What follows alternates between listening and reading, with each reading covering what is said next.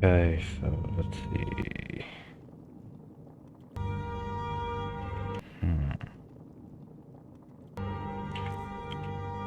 We're back to continue reading our books. We have quite a bit to get done. So let's start without further ado. A Gentleman's Guide to Whiterun Sun's Height. Volume 7.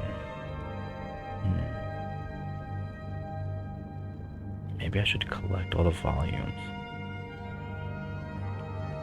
and have a separate... Yes.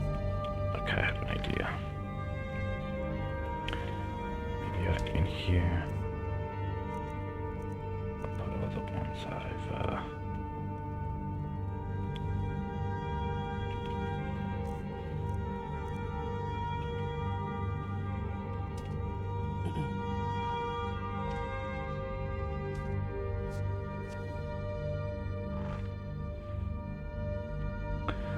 maybe I'll put the ones that are volume based that I don't have all the copies of into these bigger bookshelves that are in these closets. We've stopped. You're not going to fire me, are you? I'm thinking about it because you're getting annoying, brother.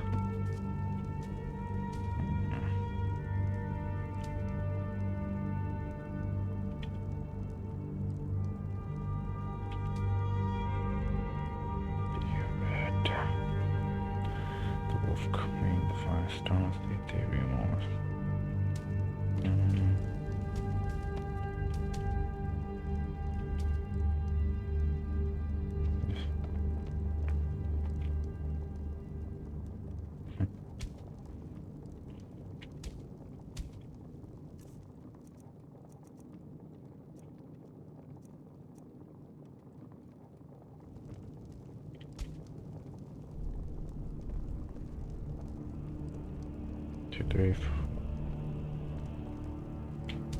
I've got your back.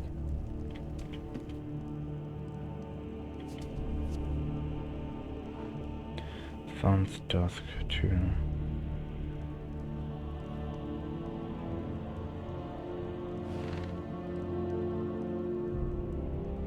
Frontier Conquest.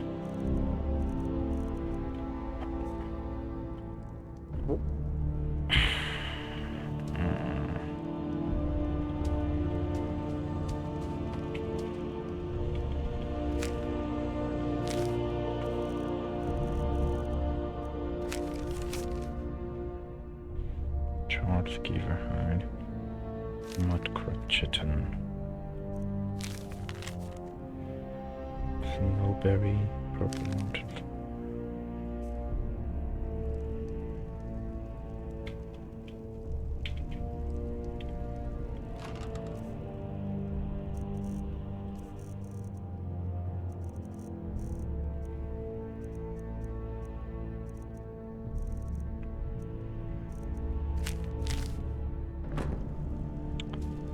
We heading out? Alright, I'll just read it.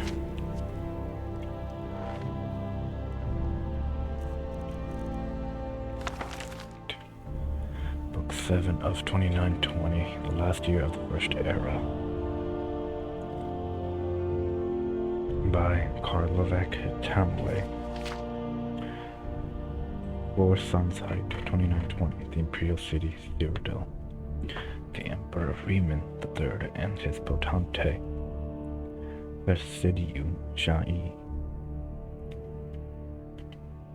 took a stroll around the Imperial Gardens, studded with statuary and fountains.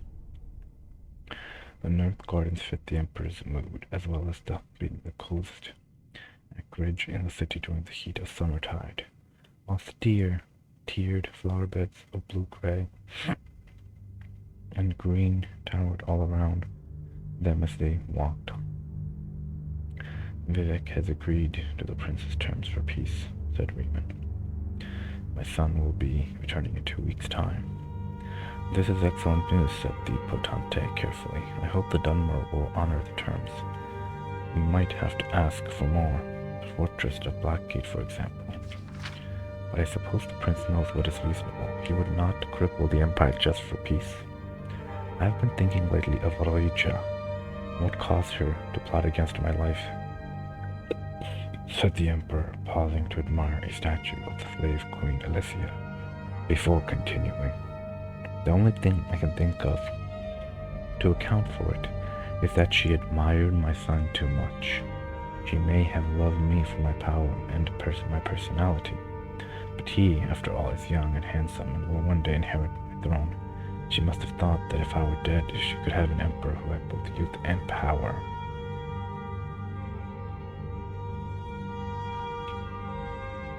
The prince was in on this plot? Asked First Sidiou, shy.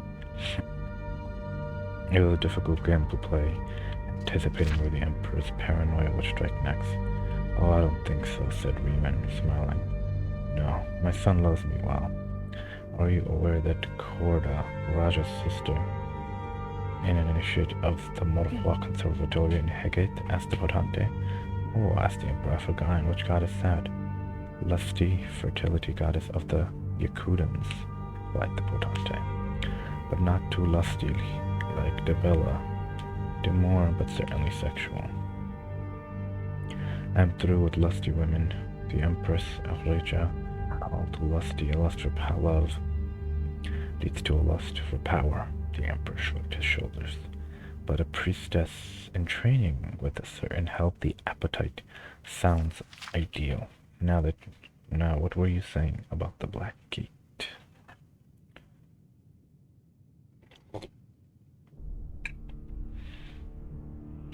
Reja stood quietly looking at the cold stone floor while the emperor spoke.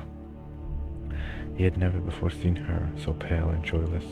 She might at least be pleased that she was being freed, being returned to her homeland. If she left now, she could be in Hammerfell by the merchants' festival. Nothing he said seemed to register any reaction from her. A month and a half stay in Thorzel Fortress seemed to have killed her spirit. I was thinking, said the emperor at last, of having your younger sister quarter up to the palace for a time. I think she would prefer it over the conservatorium in Hegate, don't you? Reaction at last. Rita looked at the emperor with animal hatred, flinging herself at him with a rage. Her fingernails had grown long since her imprisonment, and she raked them across his face, into his eyes. He howled with pain, and his guards pulled her off, pummeling her with blows from the back of their swords, until she was knocked unconscious. A healer was called at once, but the Emperor III had lost his right eye. 23rd Sun's Height, 2920. Balmora moved. Vivek pulled himself from the water, feeling the heat of the day washed from his skin. Taking a towel from one of his servants, Sotasel washed his old friend from the balcony.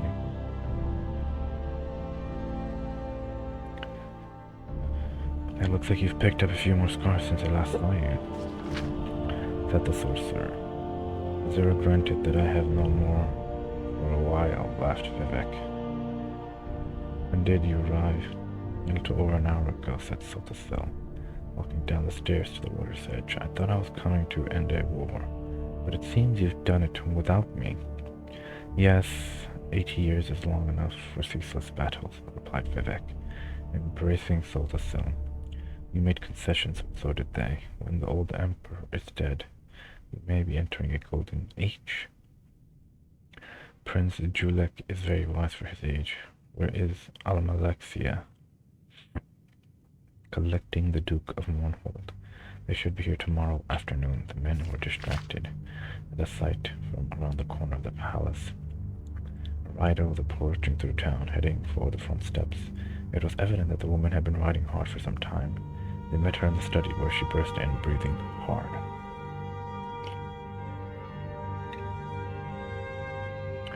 We have been betrayed, she gasped. The Imperial Army has seized the Black Gate. 24th Sun Heights, 2920. Balmoral Morrowind. It was the first time in 17 years that the three members of the Morrowind Tribunal had met in the same place. I'm missing a lot of context with these stories. Since Sotasil had left for Atrium, all three wished the circumstances of their union were different. From what we learned, while the prince was returning to Cyrodiil to the south, a second Imperial army came down from the north. Specific to his stony-faced compatriots, it is reasonable to assume Juliet didn't know about the attack, but neither would it be unreasonable to suppose that he planned on being a distraction while the Emperor launched an attack on Blackgate, said Sotasil. This must be considered a break of the truth. Where is the Duke of Mournhold? Asked Felix. I would hear his thoughts on this matter. He is meeting with the Night Mother in Tel Orhun, said Alamalexia quietly. I told him to wait until he had spoken with you, but he said that the matter had waited long enough. He would involve the Morak Tong in outside affairs. Vivek shook his head and looked at Sotasil. Please do what you can. Assassination will only move us backwards. This matter must be settled with diplomacy or battle. 25th Sun's Height, 2920, Tel Orhun, Morrowind. The Night Mother met Sotasil in her salon, lit only by the moon. She was cruelly beautifully dressed in a simple silk black robe, lounging across her divan. With a gesture, she dismissed her red cloak guards and offered the sister some wine. You've only just missed your friend, the Duke, she whispered. He was very unhappy, but I think you will solve his problem for him. Did he hire the Morak Tong to assassinate the Emperor? Asked Sotasil. You're straightforward, aren't you? That's good. I love playing Seeking Men. It saves us so much time.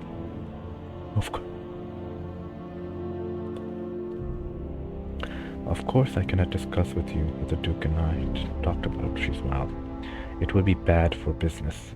What if I were to offer you an equal amount of gold for you not to assassinate the Emperor? The Morak Tong murders for the glory of Mafala and for profit, she said, picking a glass of wine. Do not merely kill. That would be sacrilege. Once the Duke's gold has arrived in 3 days' time, we will do our end of the business. And I'm afraid we would not dream of entertaining a counter-offer, though we are a business as well as a religious order. But we do not bow to supply and demand, so to sell. 27th Sunsight, 2920, the Inner Sea Moment. Sotasil had been watching the waters for 2 days now, waiting for a particular vessel. And now he saw it, a heavy ship with the flag of Mournhold. The sorcerer took the air and intercepted it before it reached harbor. A call of flame erupted over his figure, disguising his voice and form to that of a Daedra. Abandon your ship, he bellowed, if you do not think with it. In truth, Sotasil could have exploded the vessel with but a single ball of fire, but he chose to take his time to give the crew a chance to dive off into the warm water. When he was certain there was no one living aboard, he focused his energy into a destructive wave. It shook the air and water as it discharged. The ship and the Duke's payment to the Morak Tong sunk to the bottom of the inner sea. Night Mother thought to Sotasil as he floated towards shore toward the harbor's master. As some sailors were near rescue, everyone bows to supply and demand. The year is continued in Seed.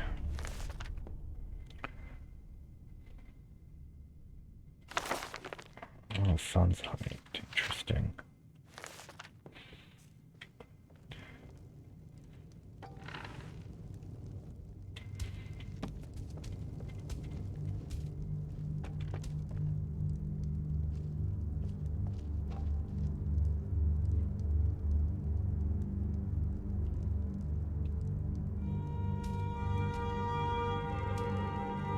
We heading out?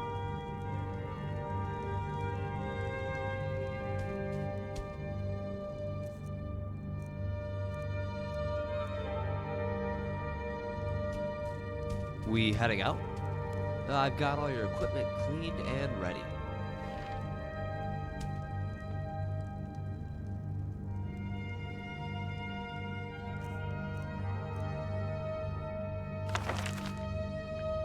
White Run, Gentleman's Guide to White Run by Mikhail the Bar. That Mikhail from the freaking Bannered Man. I didn't know the fool was an author. Welcome, good sir, to this indispensable guide. Within these pages, I, your humble author and guide, will describe to you the great city of Whiterun, the jewel of the north. Whiterun offers numerous diversions for the man in search of adventure, fortune, and companionship. Whether for a night or for a lifetime, the city is graced with not one but two worthy taverns, and there are maids and wenches aplenty. Wenches. The city is located rather centrally in Skyrim, and this is well, for it is not far from anywhere. Perched high upon a rocky hill, Whiterun dominates the grassy plains that surround it.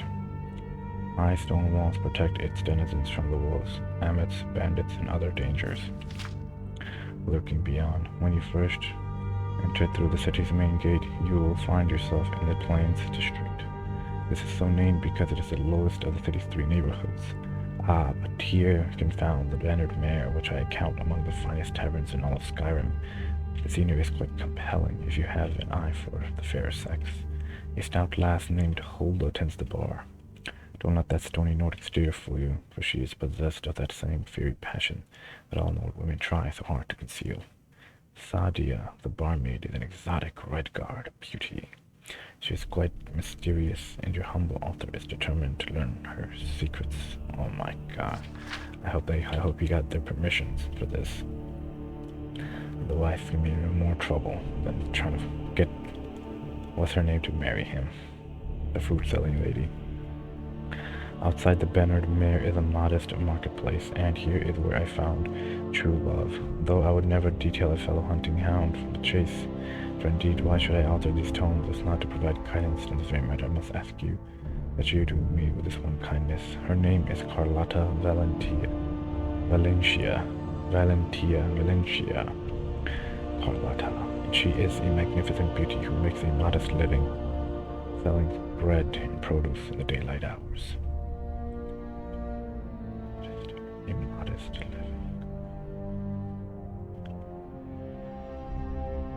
By the god, I will make that feisty beauty mine someday. And of course, there are other services to be found in the Plains District. Bellathor's General Good offers various and sundry wares for the adventurous traveler, and Arcadia's Cauldron offers what tonics and herbs expect from an apothecary's shop. Arcadia herself is an amiable sort. I often visit her to make conversation, as she is an imperial far from home. She is, however, a bit old for my taste. A gentleman of advanced years might find in her a worthy companion.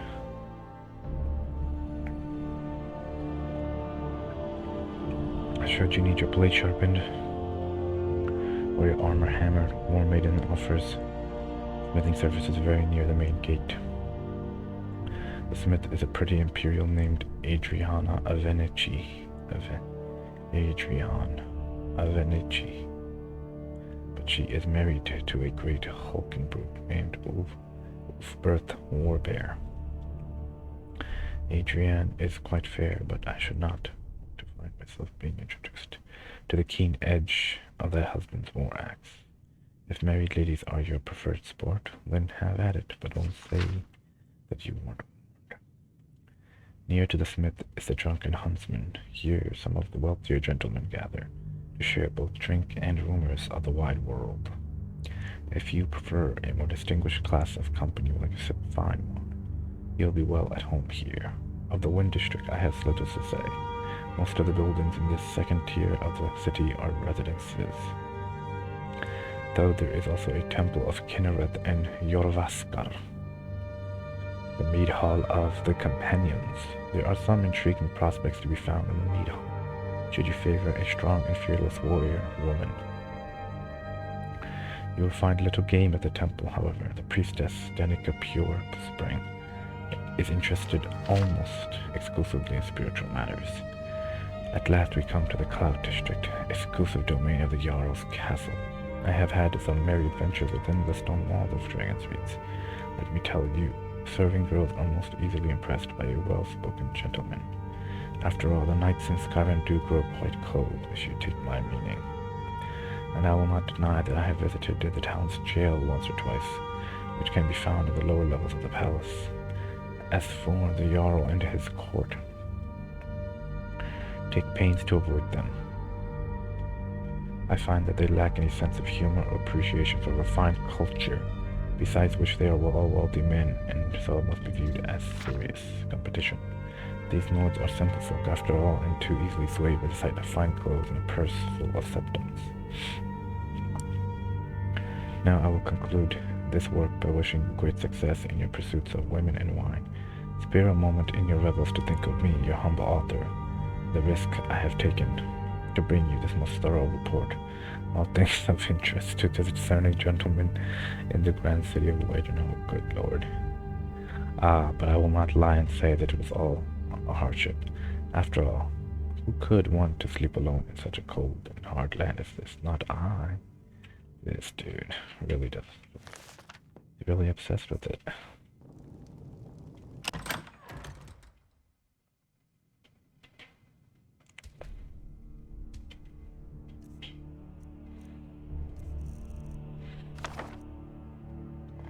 Volume 7.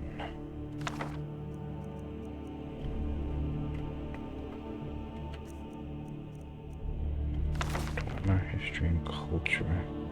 Collected Essays on Dwemer History and Culture, Chapter 1. Motherboard and the Trivialization of the Dwemer in Popular Culture. Espat Antabos. Trivialization. Motherboard Ancient Tales. The Dwemer was definitely debunked in scholarly circles as early as the reign of Catarios I. It remains one of the staples of the literate middle classes of the empire, has served to set the image of the Dwemer in the popular imagination for generations of school children. What about this lengthy, but curiously substantial tome has proved so captivating to the public that it has been able to see off both the scorn of the literati and the scathing critiques of the scholars? Before examining this question, a brief summary of the provenance and subsequent career of Ancient Tales would be appropriate. First published around the Second Era, 670, in the interregnum between the fall of the First Cyrillic Empire, the rise of Tiber Septim, it was originally presented as a serious, scholarly work based on research in the archives of the University of Guilhem, and in the chaos of that era, was taken at face value, a sign of the sad state of Dwemer scholarship in those years. Little is known of the author, but Motherboard was most likely a pseudonym of Gore Film, the prolific writer of penny dreadful romances of that era, who is known to have used many other pseudonyms. While most of Film's other work has thankfully been lost to history, what little survives against Ancient Tales in both language and tone. Philoma's textual comparison, of course. Yeah, but that with Motherboard's Ancient Tales. Another scholarly cross-reference. Philom lived in the Cyrodiil his whole life, writing light entertainments for the elite of the imperial capital. Why he decided to turn his hand to the Dwemer is unknown, but it's clear that his research consisted of nothing more than collecting the peasants' tales of the Nibini Valley and recasting them in Dwemer guise.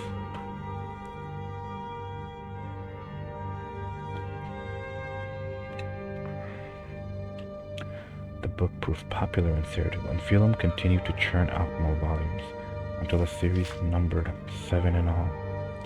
Ancient Tales of the Dwemer was thus firmly established as a local favorite in Cyrodiil, already in its 17th printing. And the historical forces that propelled Tiber Septim to prominence also began to spread the literature of the heartland across the continent. Motherboard's version of the Dwemer was seized upon in the surge of human racial nationalism that has yet subsided. The Dwemer appear in these tales as creatures of fable and light fantasy, but in general they are just like us. They are come across as a bit eccentric perhaps, but certainly there is nothing fearsome or dangerous about them. Compare these to the Dwemer of early Redguard legend, a mysterious, powerful race capable of bending the very laws of nature to their will, vanished but perhaps not gone. Or the Dwemer portrayed in the most ancient Nord sagas, fearsome warriors tainted by blasphemous religious practices who used their profane mechanisms to drive the Nords from Morrowind. Motherboard's Dwemer were much more amiable to the spirit of the time. which saw humans as the pinnacle of creation, and the other races as unenlightened barbarians, or imperfect, lesser versions of humans eager for tutelage. Ancient Tales falls firmly in the latter camp, which does much explain its enduring hold to the popular imagination. Moreover, Saul's Dwemer are so much more comfortable, so much friendlier, so much more familiar than the real Dwemer, whose truly mysterious nature we are only beginning to understand. The public prefers the light, trivial version of this vanished race, and from what I have learned in the years of studying the Dwemer, I have some sympathy for that preference. As the following essays will show, the Dwemer were, to our modern eyes, a remarkably unlikable people in many ways.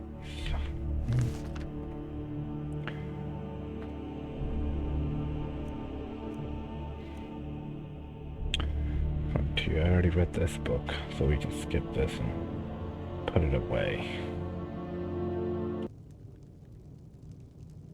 Okay. Put that away. Explorer's Guide to Skyrim, this might be useful. Alright, this is gonna be the last book I read on stream. And next time I upload a video on Skyrim playthrough, will be continuing the adventures and doing some of these quests and exploring Winterrun the Hold. I'll read most of these books off screen because it's gonna take way too long probably. Let's read it. Explorer's Guide to Skyrim. Oh, map updated by Marcus Carvin, Viscount of Bruma. Far too often, noble visitors from Cyrodiil see little or more Skyrim than the view from their carriage. True, I am from Cyrodiil myself. To be sure, this coarse, uncivilized province is far from hospitable, but is also a place of fierce, wild beauty, with grand vistas and inspiring natural wonders awaiting those with the will to seek them out and the refinement to truly appreciate them. If you are of a mind to see Skyrim for yourself, I recommend beginning your adventure as I did, by seeking out Stones of Fate. No doubt you are taken aback by the name, as I once was. The provincials and village folk have all manner of dark tales about these ancient monuments. Stories of necromantic rituals and felt spirits of great and terrible powers conferred on anyone who dared to touch them. The stories are, as Jarl Ikruf once told me, a load of mammoth dung. A bit uncouth, but you get the point. To be sure, keep your cars with you at all times. Brigands and wild animals are never to be taken lightly, but the stones themselves are nothing to fear. Quite the contrary, their proximity to the cities and roads makes them ideal destinations for the novice explorer, and many boast spectacular views that make this journey well worth the effort. To whet your appetite, here are 4 such locations. Most travelers enter Skyrim by way of Helgen, gateway to the north. If you find yourself in this backwater hovel, consider taking an afternoon's ride to the north, keeping to the road as it winds down the cliffs at the eastern end of Lake Ilinalta, Lake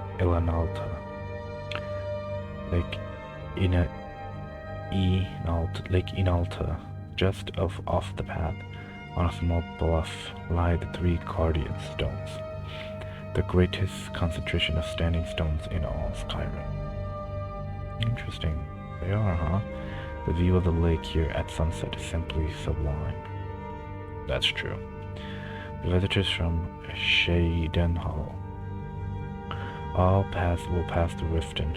Visitors from Shaidenhall pass through Riften, city of intrigue and larcenies in Cyberteptum's day. If you seek adventure in the Rift, leave the city by the southern gate and cast your gaze upon the bluff that rises to the south. Atop it sits the Shadowstone, a fitting symbol for the city of thieves.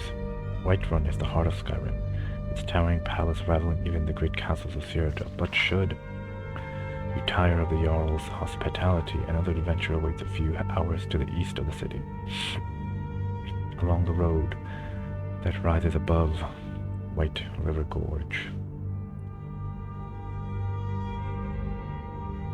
Interesting. The ritual stone can be found atop the lone hill that rises on the north side of the road, led into an ancient monument. Take time to soak the incredible view of Whiterun, the tundra, and the gorge from this unique spot. More seasoned explorers may wish to visit Marcotte, the ancient city of stone far to the west.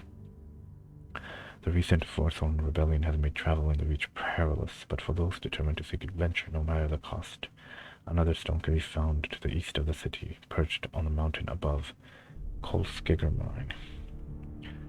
Though the climb is difficult, reaching the summit is a milestone any explorer could be proud of. There are other stones of fate to be found in Skyrim. I myself have seen several more, perched on the most remote mountain peaks or wreathed in fog amid the northern marshes. But the true joy of exploration is in the discovery, and so I leave the rest to you. May the eight guide your steps.